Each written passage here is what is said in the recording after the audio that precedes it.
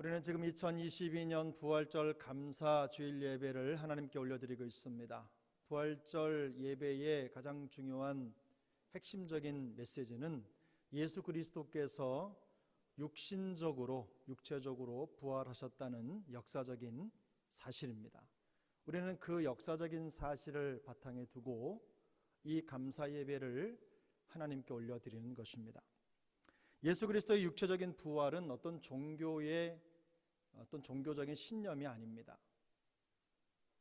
역사 속에 있었던 엄연한 사실이고 실제 역사죠.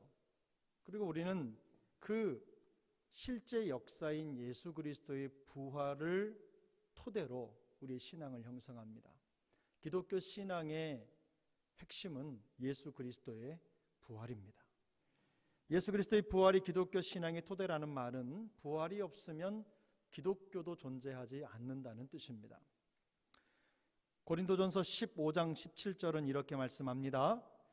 그리스도께서 다시 살아나신 일이 없으면 너희의 믿음도 헛되고 너희가 여전히 죄 가운데 있을 것이요. 예수 그리스도의 그 부활이 없다면 우리의 믿음이 헛되다고 말씀하고 있는 것입니다. 기독교의 구원과 부활의 진리는 세상의 어떤 다른 종교에 비해서 매우 배타적입니다. 이 배타적이라고 하는 것은 한치의 타협이나 양보가 허락되지 않는다는 뜻입니다. 이런 기독교의 진리의 특성 때문에 사람들은 기독교가 독선적이고 또 융통성이 없는 종교라고 말하면서 욕하기도 합니다. 그러나 세상이 뭐라 하든 우리를 어떻게 보든 상관없이 예수 그리스도께서 죽음을 이기시고 육체적으로 부활하셨다는 역사적인 사실은 결코 양보할 수 없는 우리의 진리인 줄로 믿습니다. 그리고 우리는 우리의 신앙과 삶은 바로 그 진리 위에 세워지고 있는 겁니다. 우리 신앙과 삶의 기둥이자 그리고 예수 그리스도의 부활은 우리의 생명입니다. 지난 역사 속에서는 이런 기독교의 진리를 전파하기 위해서 목숨을 아끼지 않았던 수많은 복음 전도자들이 있었습니다. 그 중에서도 단연 사도 바울이 아마 최고일 것입니다. 오늘 본문은 바울이 그리스 아테네에 갔을 때의 일을 기록하고 있습니다. 바울은 도시를 뒤덮고 있는 신전들과 우상이 가득한 이 아테네 시내를 내려다보면서 마음이 울분으로 가득 찼어요. 격분했다고 성경은 기록하고 있는데 사도행전 17장 16절 오늘 본문 첫 절입니다. 우리 한번 같이 읽겠습니다. 바울이 아다니에서 그들을 기다리다가 그 성에 우상이 가득한 것을 보고 마음에 격분하여, 이 마음이 격분했다는 것은 직역을 하면 그 영이 노로 가득해서 활활 타올랐다는 뜻입니다. 그 마음속에 그것을 보자마자 화가 치밀어 오른 것입니다.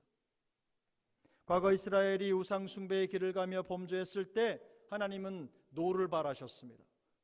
격발하신 거예요. 노를 격발하셨다고 성경이 말씀하고 있는데 하나님께서 그들을 향해서 내 앞에서 항상 내 노를 일으키는 백성이라고 책망을 하시면서 이 격분이라고 하는 단어를 사용하셨습니다. 바울은 사람들보다 신을 만나기가 더 쉽다는 이 신전들과 우상이 가득한 아테네 도시의 어떤 전체 모습을 내려다보면서 마음속에 이런 화가 치밀어 오르는 것입니다.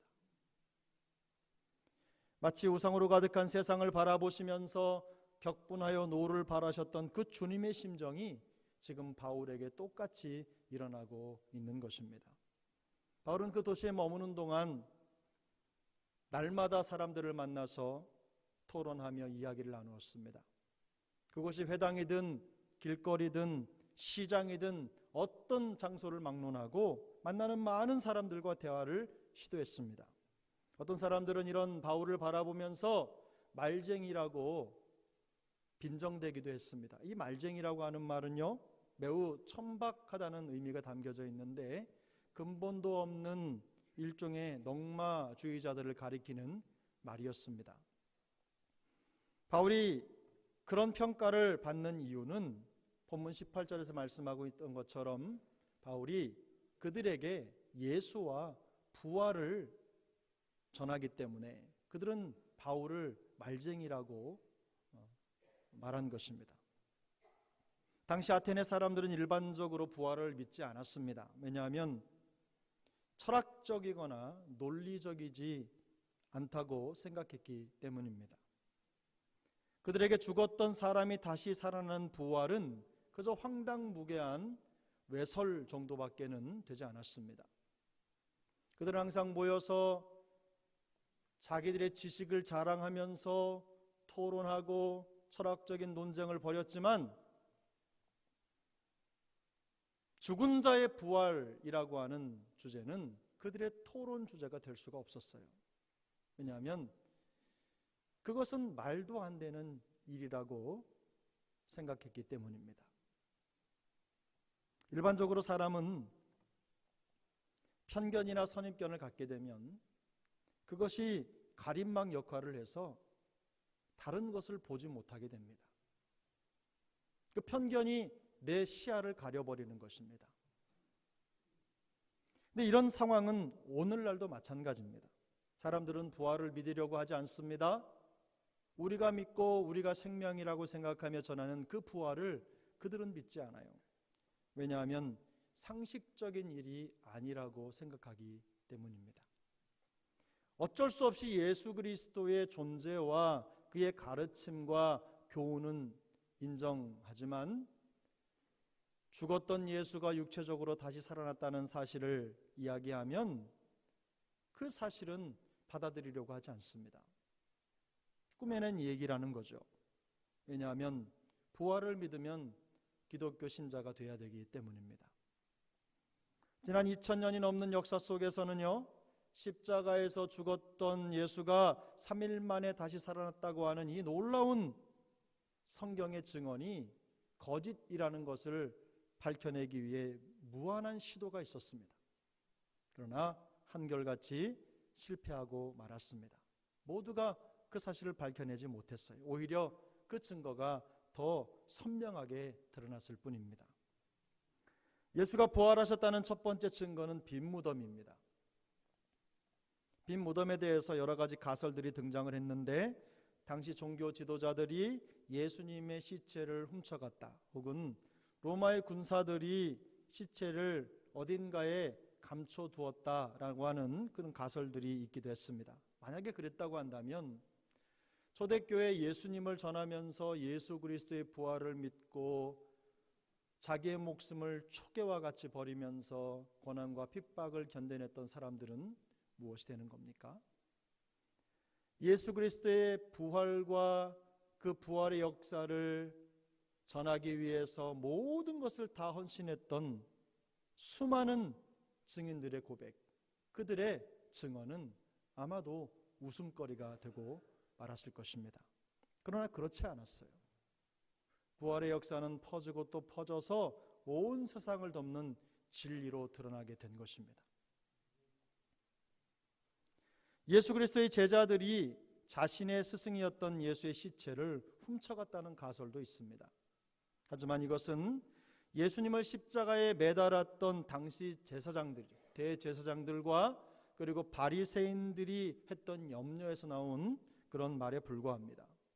실제로 마태복음 27장 66절은 이렇게 말씀합니다.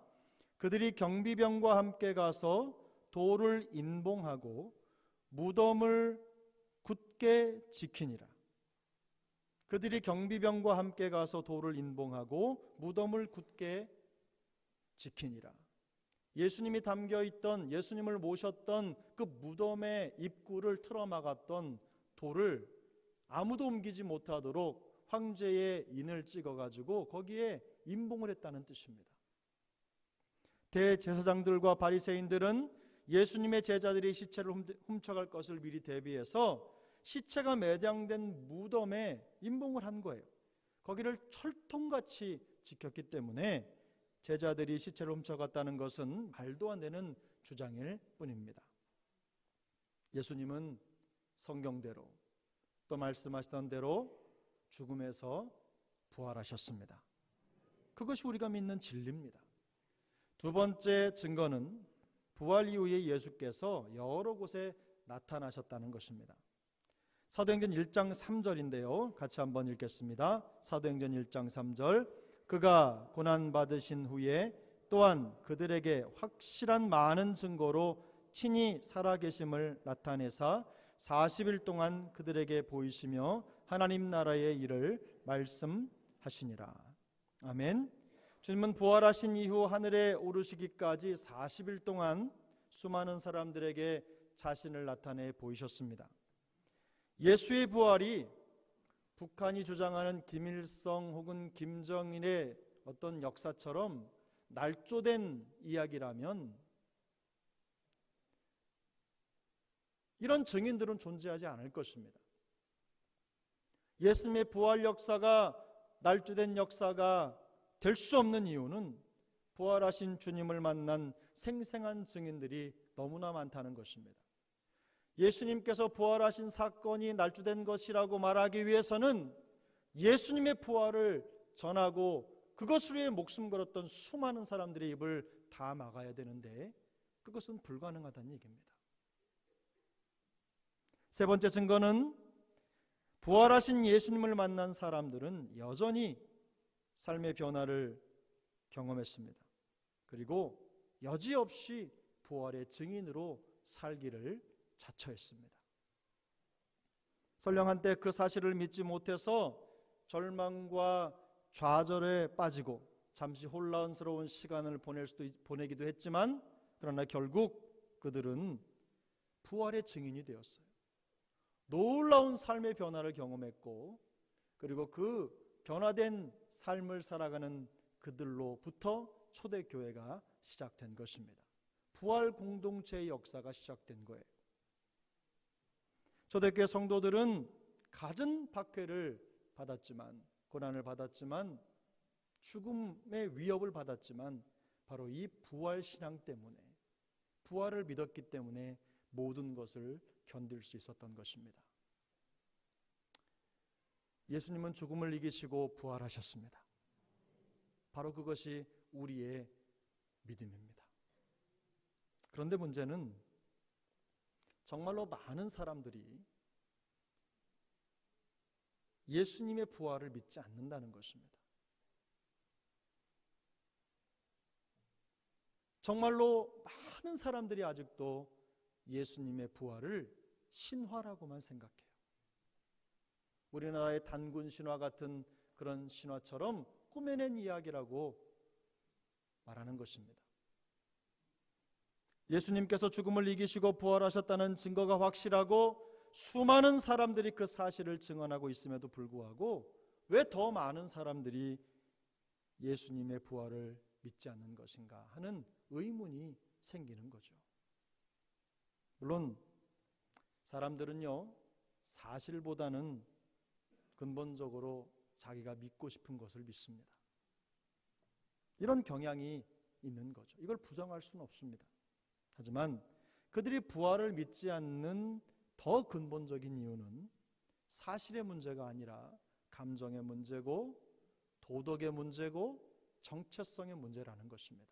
말씀드린 대로 부활을 믿으면 이들은 기독교인이 되어야 되는 거예요. 예수님을 주님으로 받아들여야 되기 때문에 이들은 의지적으로 감정적으로 그것을 밀어내고 있는 것입니다. 만약에 예수께서 부활하신 것이 사실이라면 그것을 인정하고 받아들인다면 그 순간 예수는 그들의 하나님이 됩니다. 예수가 그들의 하나님이 된다는 것은 더 이상 그들이 하나님을 배반하면서 자기의 방식대로 살 수 없게 된다는 것을 의미합니다. 인생의 주체가 자기 자신에서 그리스도로 바뀌는 겁니다. 하나님으로 바뀌는 거예요. 예수의 부활을 믿고 예수가 하나님이 되는 순간 자기의 방식대로 행했던 모든 것들은 죄가 됩니다. 그것이 죄라는 것을 알게 되고 자신이 죄인이라는 것을 깨닫게 되는 것이죠. 그래서 성경은 이 땅의 모든 사람들에게 회개해야 된다고 말씀하고 있는 것입니다. 왜냐하면 하나님께서 하나님을 반역하는 모든 죄에 대한 심판의 날을 정해두셨기 때문입니다. 뿐만이 아닙니다. 그 심판의 기준을 명확하게 정하셔서 알려주셨어요. 여러분, 오늘 본문 30절을 보겠습니다. 30절, 31절 두 절 말씀인데 우리 같이 한번 읽겠습니다. 30절, 31절입니다. 알지 못하던 시대에는 하나님이 간과하셨거니와 이제는 어디든지 사람에게 다 명하사 회개하라 하셨으니 이는 정하신 사람으로 하여금 천하를 공의로 심판할 날을 작정하시고 이에 그를 죽은 자 가운데서 다시 살리신 것으로 모든 사람에게 믿을 만한 증거를 주셨음이니라 하니라. 아멘. 회개에 대한 명령입니다. 이 회개에 대한 명령은 그리스도인들에게만 내려진 것이 아닙니다. 이 회개에 대한 명령은 이 땅의 모든 숨이 붙어 있는 사람들에게 내려진 거예요. 이 땅의 모든 발붙이고 살아가는 사람들에게 회개의 명령을 하고 계신 것입니다. 선택이 아닙니다. 반드시 회개해야 된다는 거예요. 회개를 명령하시는 이유가 무엇입니까? 그것은 그들에게 구원의 은혜를 주시기 위함입니다. 그들에게 구원받을 수 있는 은총을 베풀어 주시기 위해서 하나님은 그들에게 회개의 기회를 허락하시고 그들에게 회개를 명하고 계신 거예요. 하나님은 최후의 심판이라고 하는 혹독한 시련에서 모든 사람을 구원하기를 원하시는 분이십니다. 이렇게 말하면 사람들은 또 반문할 수 있습니다. 애시당초 심판의 날을 만들지 말고 그냥 다 구원하면 되지 않겠느냐, 선악과를 왜 만들어서 우리로 하여금 죄를 짓게 했느냐, 이런 말하고 똑같습니다. 그런 문제를 제기할 수 있겠죠. 그러나 여러분, 심판이 없으면 구원도 없습니다. 심판이 있기 때문에 구원이 필요한 것입니다. 그리고 하나님은 이 심판을 위한 확실한 기준을 주셨는데 바로 그 기준이 예수 그리스도의 부활을 믿는 것입니다. 그를 죽은 자 가운데서 다시 살리신 것으로 모든 사람에게 믿을 만한 증거를 주셨음이니라. 주님은 이 부활의 역사가 어떤 사람들만 믿을 수 있는 것이 아니라 모두가 다 믿을 수 있는 증거라고 말씀하는 것입니다. 요한복음 3장 36절은 이렇게 말씀합니다. 아들을 믿는 자에게는 영생이 있고 아들에게 순종하지 아니하는 자는 영생을 보지 못하고 도리어 하나님의 진노가 그 위에 머물러 있느니라. 하나님은 예수 그리스도와 그의 부활을 믿는 자들에게만 영생을 주시겠다고 말씀하고 있는 것입니다. 요한복음 6장 40절도 말씀합니다. 내 아버지의 뜻은 아들을 보고 믿는 자마다 영생을 얻는 이것이니 마지막 날에 내가 이를 다시 살리리라 하시니라. 예수를 보고 믿을 때 그 의와 그 부활의 능력이 우리의 의가 되고 우리의 생명이 되는 것입니다. 우리의 의는 다른 사람을 기준으로 해서 결정되는 것이 아닙니다. 예수 그리스도께서 십자가에서 고난을 받으시고 죽으시고 부활하신 그 궁극적인 이유는 우리가 다른 사람보다 더 의롭지 못하기 때문에 그렇게 하신 것이 아니에요. 우리의 죄에 대한 하나님의 엄연 심판을 피할 방법이 그것 말고는 없기 때문에 주님이 십자가를 통해서 우리의 구원을 이루신 것입니다. 하나님은 예수를 죽은 자 가운데서 살리신 그 부활 사건을 모든 사람들에게 믿을 만한 증거로 내어주셨어요. 여러분, 31절을 한 번 더 읽겠습니다. 31절. 이는 정하신 사람으로 하여금 천하를 공의로 심판할 날을 작정하시고 이에 그를 죽은 자 가운데서 다시 살리신 것으로 모든 사람에게 믿을 만한 증거를 주셨음이니라 하니라. 사랑하는 여러분, 부활을 믿으십니까? 예수 그리스도의 부활을 믿으십니까? 감정이 아닙니다. 느낌이 아닙니다. 그저 믿어야지라고 하는 그런 막연한 믿음이 아니라 예수 그리스도께서 죽음을 이기시고 육체적으로 부활하셨다는 사실을 믿으십니까? 그렇다면 그 예수 그리스도의 부활을 믿는 우리는 그 부활을 믿는 믿음 이후에 어떤 삶을 살아야 될까요? 오늘 본문은 예수와 부활에 대한 바울의 설교를 들었던 사람들의 다양한 반응을 함께 담고 있습니다. 오늘 본문 32절인데요. 32절부터 34절까지의 말씀 우리 한번 같이 읽겠습니다.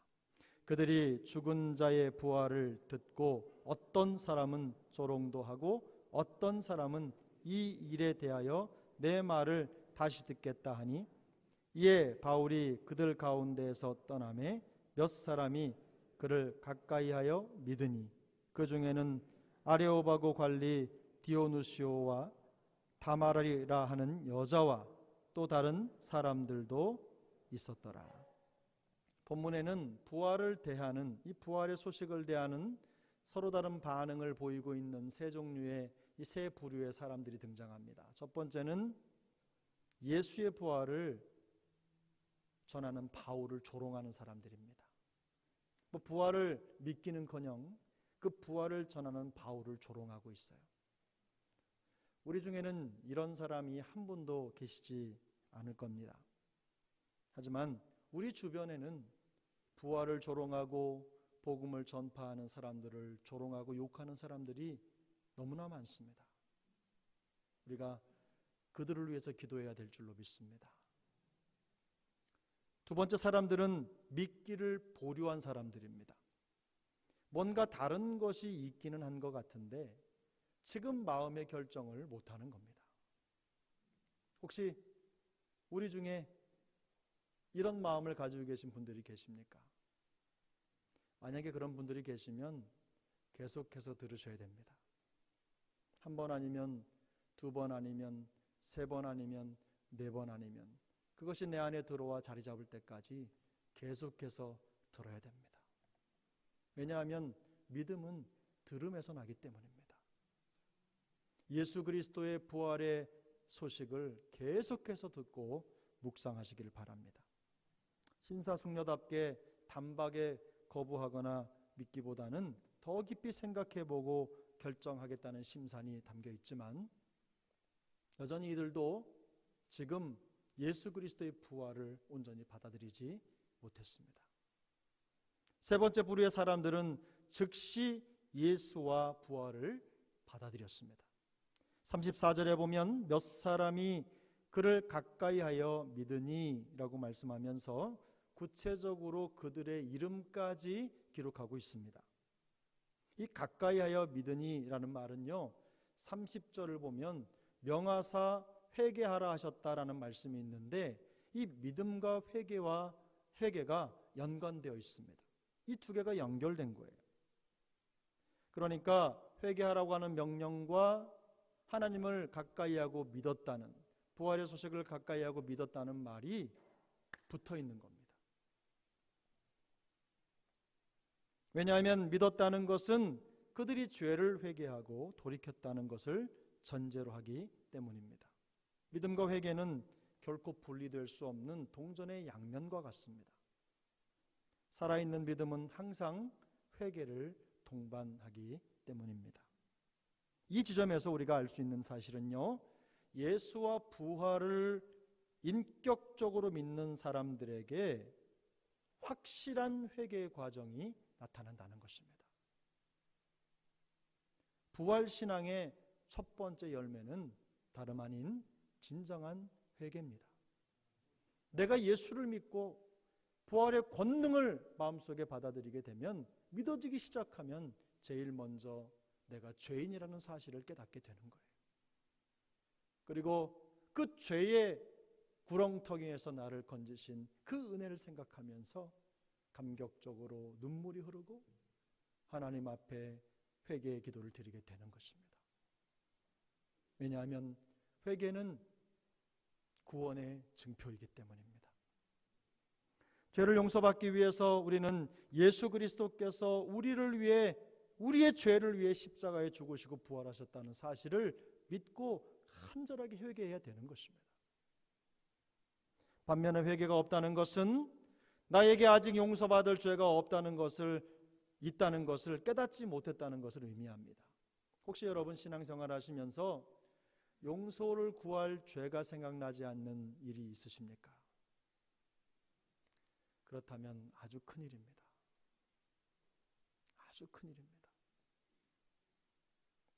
우리 주님께서 우리에게 회개의 은혜를 부어주시길 바랍니다. 한 손에는 죄를 붙잡고 다른 손으로는 구원을 붙잡을 수가 없어요. 회개 없는 믿음이나 구원은 존재하지 않습니다. 하나님 앞에서 죄를 회개하고 죄를 슬퍼하는 일이 바로 구원의 증거입니다. 우리가 회개해야 되는 가장 대표적인 죄가 무엇입니까? 단지 우리가 우리 자신만을 위해서 살아가고 있다는 바로 그 사실이 회개해야 될 것입니다. 우리는 달리 죄인이 아닙니다. 우리 자신만을 위해서 살아가는 것으로 이미 하나님 앞에 대역죄인이 되는 것입니다. 고린도전서 10장입니다. 여러분 고린도전서 10장 31절부터 33절까지의 말씀인데요. 같이 한번 읽겠습니다. 그런즉 너희가 먹든지 마시든지 무엇을 하든지 다 하나님의 영광을 위하여 하라. 유대인에게나 헬라인에게나 하나님의 교회에나 거치는 자가 되지 말고 나와 같이 모든 일에 모든 사람을 기쁘게 하여 자신의 유익을 구하지 아니하고 많은 사람의 유익을 구하여 그들로 구원을 받게 하라. 아멘. 여러분 본문을 읽으시면서 이미 느끼셨습니까? 구원받은 사람들의 삶의 방향과 목표가 바뀌는 겁니다. 성경은 예수와 부활을 믿는 우리의 삶의 목적이 하나님의 영광을 위한 것이라고 말씀하고 있습니다. 하지만 우리 중심에는 우리가 있어요. 나를 위해 목표를 세우고 우리 자신의 기쁨을 위해서 달려가고 우리 자신에게 영광을 돌리는 것이 삶의 목표가 되어버린 것입니다. 마치 내가 잘 돼야만 하나님이 영광을 받으시는 것처럼 생각하고 이야기하고 기도도 합니다. 그러나 진정한 회개란 바로 우리 자신에게 향한 모든 것을 하나님께로 돌려놓는 것입니다. 서울로 향하던 차를 돌려가지고 여수로 내려오는 것처럼 삶의 방향이 나에게서 그리스도로 완전히 뒤바뀌는 것입니다. 예수 그리스도와 그의 부활을 믿는 자들에게 요구되는 회개의 삶은 바로 그런 것입니다. 20세기죠. 1950년도입니다. 제가 태어나기 전 일인데 책에서 읽었습니다. 미국에 미키 코헨이라고 하는 조폭 두목이 있었습니다. 하루는 이 코헨이 빌리그리암 목사님이 집회하시는 그 집회 현장을 가게 됐습니다. 본인의 의도가 아니라 친구가 가자고 해서 간 겁니다. 그 현장에서 이 빌리그리암 목사님이 예수를 영접하라고 말하니까, 설교하니까 대답을 해야 되는데 입을 꽉 닫고 묵묵부답으로 앉아 있었던 겁니다. 근데 그 친구가 옆에 앉았다가 옆구리를 찌르면서 뭐라도 대답 좀 해보라고 하니까 의리가 있어서 이 코헨이 그렇게 하겠다고 했습니다. 그리고는 돌아가서 이 미키 코헨은 그때부터 어떻게 살았을까요? 여전히 조직폭력배의 두목으로 살았습니다. 그의 마음속에 있는 생각은 마치 크리스천 정치가, 크리스천 영화 배우, 크리스천 사업가라고 말하는 것처럼 크리스천 조직폭력배 두목이 된 겁니다. 사랑하는 여러분, 이것은 진정한 회개가 아닙니다. 진정원에게는 죄를 깨달을 뿐만 아니라 죄를 저항하고 벗어나려고 하는 능동적이고도 구체적인 삶의 변화를 동반하는 것입니다. 부활을 믿는 사람들에게는 인생의 무게중심이 자기로부터 그리스도께로 옮겨지는 놀라운 변화들이 나타납니다. 바로 이것이 회개의 참 모습입니다. 하나님 앞에서 우리 자신이 얼마나 극악한 죄인인지를 깨닫고 하나님께로 돌아서게 되는 거예요. 나 중심의 삶에서 돌아서서 하나님을 가까이 하고 예수와 부활을 믿으면서 모든 삶의 방향을 그리스도께 맞추는 것입니다.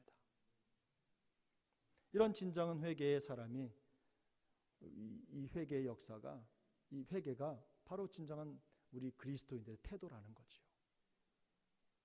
이런 회개와 믿음의 역사가 우리에게 더 풍성히 나타날 수 있기를 축복합니다. 부활을 믿는 믿음의 역사, 회개의 역사, 그 역사는요, 우리 인생 여정에 있어서 아주 중요한 변곡점이 됩니다. 회개한 사람 치고 변하지 않는 사람이 없습니다. 인생의 방향타가 바뀌기 때문에 이전과는 확연히 다른 인생을 살아가게 되는 것입니다. 이런 믿음의 놀라운 역사, 또 회개의 역사를 통해서 우리의 남은 신앙 여정의 아름다운 변곡점을 경험할 수 있기를 축복합니다. 그렇게 해서 부활을 경험한 초대교회 성도들처럼 목숨 걸고 예수와 부활을 전파하는 부활의 증언자들이 다 될 수 있기를 예수님의 이름으로 축복합니다. 기도하겠습니다.